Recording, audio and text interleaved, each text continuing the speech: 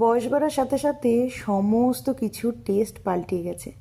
খাওয়ার টেস্ট, পোশাক আশাকের টেস্ট, এমনকি জুয়েলারি যে পরবো সেটারও টেস্ট। এখন কেন জানি না একটু ইউনিক করতে খুব ইচ্ছে করে।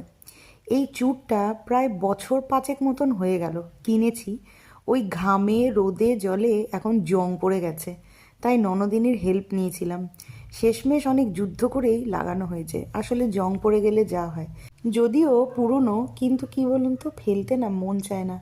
এই অক্সিডাইজ জুয়েলারিগুলো যতই পুরনো হোক, জং পড়ে যাক, আমার ওর প্রতি একটা আলাদা ভালোবাসাই আছে।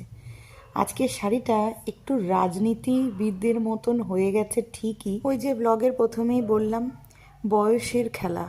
এখন যেন ভারী শাড়ি, একটু ডিপ রঙের শাড়ি পরতে লজ্জা লাগে, ভালোই লাগে না। এখন আমি সাদা আর কালো রঙের প্রেমে পড়েছি, তাই বছরে 2টো সাদা রঙের শাড়ি নিয়েছি। আজকের সাজটা কেমন লাগলো?